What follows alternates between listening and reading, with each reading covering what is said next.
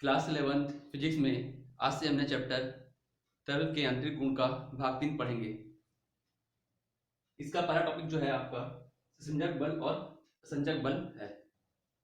ससंजक बल हम उसे कहते हैं एक ही पदार्थ के अणुओं के मध्य जब कोई बल लगता है उसे हम ससंजक बल कहते हैं। ठीक है, एक ही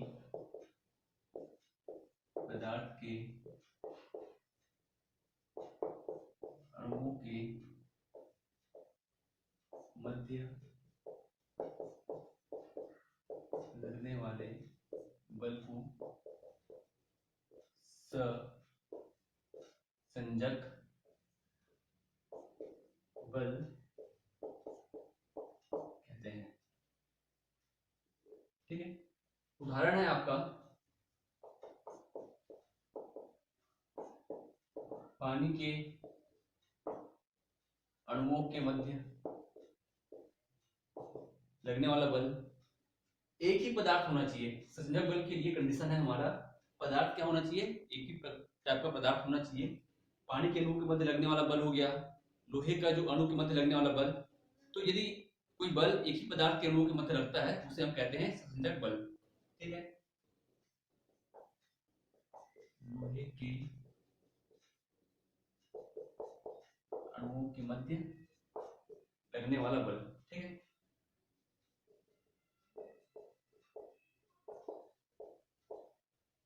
असंजक बल के बारे में पढ़ेंगे। एक या एक से अधिक पदार्थ या विभिन्न पदार्थों के मध्य लगने वाले बल को हम असंजक बल कहते हैं।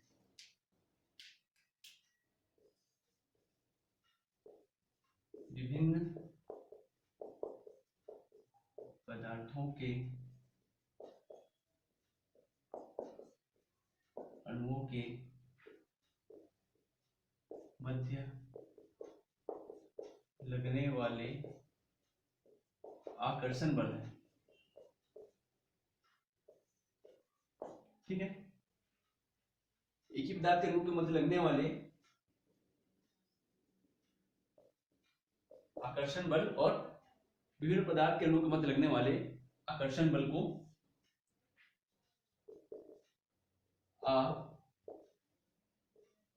असंजक बल कहते हैं।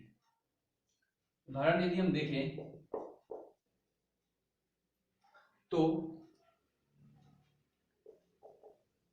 पानी और कांच। ठीक है, पानी की जो बूंद है कांच पर चिपक जाता है। ठीक है, ये कांच पर जब ठहरता है तो वो असंजक बल के कारण होता है। ठीक है, पानी की बूंद या पानी और कांच के मध्य लगने वाला बल।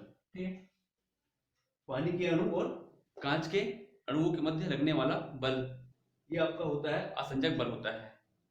ठीक है, और उदाहरण हम देख लेते हैं। जैसे कि मैं इस आपका जो मार्कर है, ठीक है, इस मार्कर से मैं इस व्हाइट बोर्ड पर लिख रहा हूं तो व्हाइट बोर्ड पर जो लिखा रहा है यह असंजक बल के कारण है। ठीक है, इस मार्कर के अणु और इस बोर्ड के मध्य जो बल लग रहा है वह आकर्षण बल जो लग रहा है वह आपका असंजक बल है। ठीक है, तो यहां पर मैं लिख सकता हूं चौक और बोर्ड के मध्य लगने वाला आकर्षण बल। एक और हम उदाहरण बोल सकते हैं, जैसे कि आपका पेन से जब हम लिखते हैं कागज पर तो कागज के अणुओं और जो स्याही होता है पेन का उसके मध्य लगने वाले बल जो होता है वो भी होता है आपका असंजक बल होता है। ठीक है, स्याही स्याही के अणु और कागज के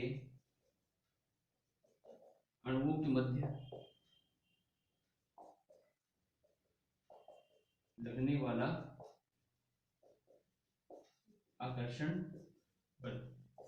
ठीक है, तो अभी हमने यह जाना संसंजक बल जो है एक ही प्रकार के पदार्थ के अणुओं के मध्य लगने वाला आकर्षण बल संसंजक बल कहलाएगा, और विभिन्न पदार्थ के अणुओं के मध्य लगने वाला आकर्षण बल वो आपका कहलाएगा असंजक बल कहलाएगा। यहाँ पास कुछ कंडीशन है। जब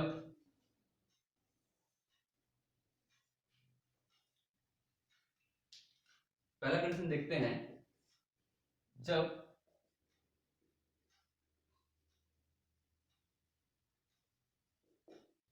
असंजक बल का मान अधिक होता है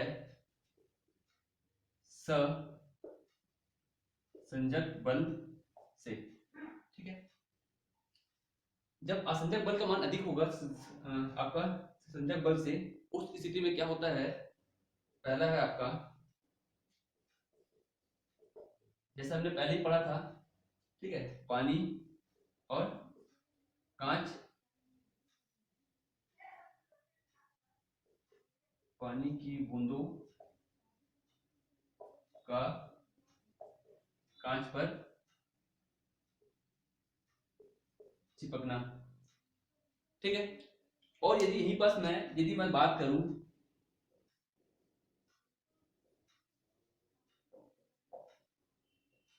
ससंजक बल जब क्या होगा, अत्यधिक होगा असंजक बल से, ठीक है। पानी की बूंद जो है कांच पर चिपक जाता है तो उस स्थिति में असंजक बल का मान अधिक होता है संजक बल की तुलना में। यहां पर जब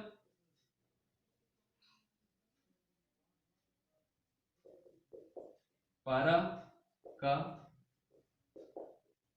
कांच पर नहीं, ठीक है, पारा जो होता है जब उसे हम कांच में जब रखते हैं, डालते हैं, तो पारा कांच पर चिपकता नहीं है, ठीक है। उसका कारण यह है कि पारा के अणुओं के मध्य लगने वाला ससंजक बल पारा और कांच के अणुओं के मध्य लगने वाले असंजक बल से अत्यधिक होता है, ठीक है। जब ससंजक बल का मान जब अत्यधिक होगा तब उस स्थिति में पारा कांच पर नहीं चिपकेगा, और जब असंजक बल का मान अत्यधिक होगा तब उस स्थिति में आपका पानी की बूंद जो है कांच पर चिपक जाएगा, ठीक है। दूसरा उदाहरण यदि हम यहाँ पर देखें, तो यदि मैं पानी में तेल डाल देता हूँ, ठीक है, तेल में कुछ बूंद डाल देता हूँ, चाहे वो पेट्रोल रहे चाहे कुछ भी तेल रहे, तो हम ये देखते हैं कि पानी के ऊपर एक लेयर जैसा आपको दिखता है, ठीक है, एक लेयर जैसा चमकीला पदार्थ हमें जो दिखता है, वह कारण है कि पानी की बूंद और तेल का आपस में नहीं मिलना, और जब ये एक दूसरे पे जब नहीं मिला है, ऊपर में पानी तेल आपका तैर रहा है, मतलब असंजक बल का मान अत्यधिक है, ठीक है। पानी पर तेल की बूंदें डालने पर तेल का पानी की सतह पर फैल जाना, ठीक है, और क्या बनता है, चमकीला परत,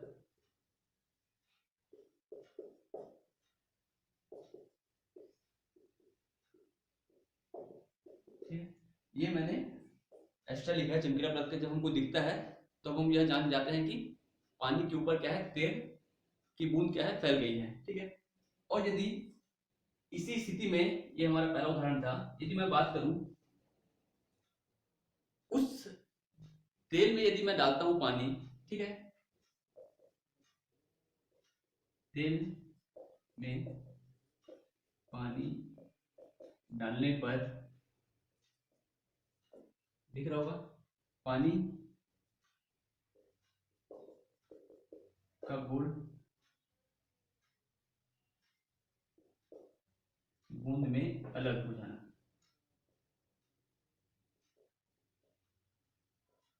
यदि मैं तेल में पानी डालता हूं तो दोनों तो मिल तो पाते हैं नहीं, तेल और पानी, लेकिन जो पानी की जो बूंद है, पानी जो है वह तेल के अंदर बूंद बूंद के आकार में रहता है, गोल आकार जो होता है बूंद, उस प्रकार उसमें तैरता रहता है, ठीक है। तो जो यह गोलाकार जो बूंद जो आकृति जो पाता है, वह पानी के अणुओं का जो होता है संसंजक बल होता है वह पानी और तेल के अणुओं के असंजक बल से अत्यधिक होता है। इसी कारण पानी अब गोल आकार ले लेता है, ठीक है, वह बूंद का आकार ले लेता है जब संसंजक बल का मान अत्यधिक होता है असंजक बल से। वैसे ही हमने यहाँ पर जो तीसरा उदाहरण जो हमारा रहेगा, हमने अभी यहाँ पर देखा ही है, जब चौक और बोर्ड के मध्य जो बल लगता है, ठीक है, तो उस स्थिति में क्या होता है, चौक और बोर्ड के अणुओं के मध्य जो बल होता है असंजक बल, वह चौक के अणुओं के संसंजक बल से कम होता है, ठीक है। वैसे ही आपका स्याही और कागज के मध्य लगने वाला असंजक बल का मान जो है वह आपका स्याही के अणुओं के मध्य लगने वाले संसंजक बल के मान से अत्यधिक होता है। तो जहां पर असंजक बल का मान अत्यधिक होगा वहां पर कोई भी पदार्थ क्या होगा, उस पर चिपकेगा, ठीक है, और जहां पर संसंजक बल का मान कम होगा वहां पर चिपकने वाला यह गुण नहीं होगा। और एक चीज हम यह देखेंगे कि जहां पर असंजक बल का मान अत्यधिक होता है वहां पर वस्तुएं गीली हो जाती हैं। यदि मैं चौक को पानी पर डालूं तो जो चौक है वह गीला हो जाता है, मतलब उस स्थिति में आपका असंजक बल का मान अत्यधिक हो जाता है, ठीक है।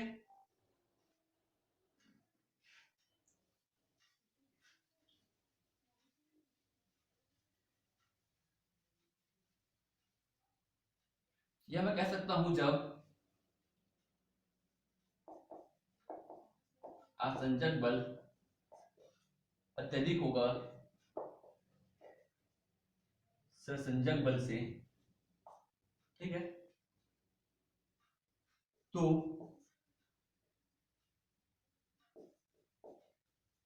पदार्थ गीली हो जाएंगी, ठीक है। तो वो क्या करेगा, पानी जो है पदार्थ को गीला कर देगा। ये एक स्थिति है। सेकंड स्थिति है जब ससंजक बल का मान अत्यधिक होगा असंजक बल से, तो पदार्थ गीला नहीं हो पाएगा, ठीक है।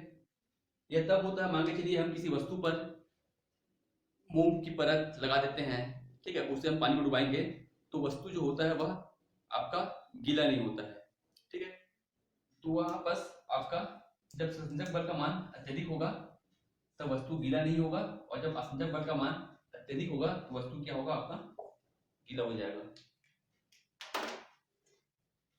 अगला टॉपिक हम पढ़ेंगे पृष्ठ तनाव। तो किसी द्रव का पृष्ठ तनाव पदार्थ का वह गुण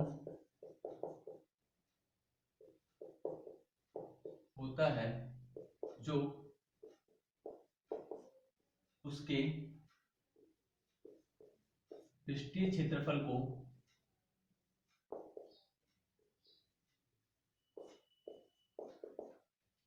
संकुचित करके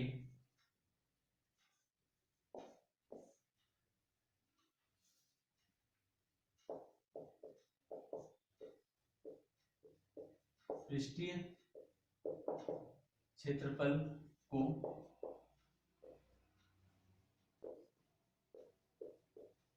न्यूनतम करने का प्रयास करता है, ठीक है।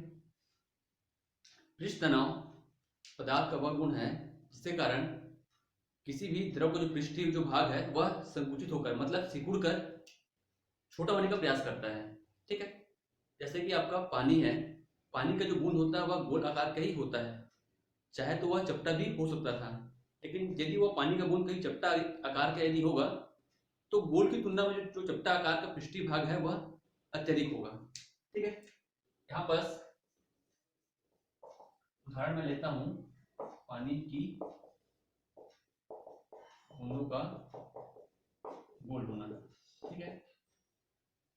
सबसे कम जो क्षेत्रफल होता है पृष्ठीय क्षेत्रफल, वह गोल आकृति का होता है, ठीक है। आपका वर्गाकार चपटा की तुलना में गोल आकृति का जो है आपका, ठीक है, इस प्रकार ये सबसे कम क्षेत्रफल है इसका, पृष्ठीय क्षेत्रफल। इसका क्या है, इसका क्षेत्रफल, पृष्ठीय क्षेत्रफल जो है, पृष्ठीय क्षेत्रफल यह आपका ज्यादा है। इस कारण द्रव की बूंदें सिकुड़कर गोल हो जाती हैं, ठीक है।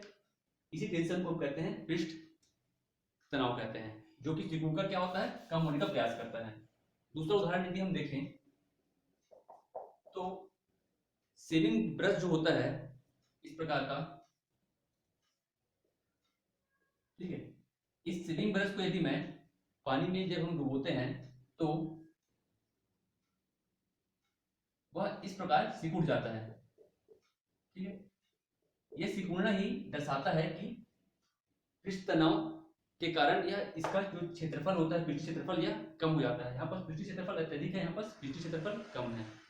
तो पृष्ठ तनाव के कारण कोई भी द्रव जो है वह सिकुड़ने का प्रयास करता है, उसका पृष्ठीय क्षेत्रफल क्या होता है, कम हो जाता है। यहाँ पर यदि मैं एक पृष्ठीय क्षेत्रफल, स्वतंत्र पृष्ठीय क्षेत्रफल का कल्पना करता हूँ, ठीक है, और इसके मध्य AB रेखा का मैं कल्पना करता हूँ, तो इस AB काल्पनिक रेखा के प्रति एकांक लंबाई पर जो बल आरोपित होगा इसके लंबवत होता है, ठीक है। AB रेखा के लंबवत बल आरोपित होगा और इस पृष्ठ के स्पर्शरेखीय होता है, पृष्ठ के स्पर्श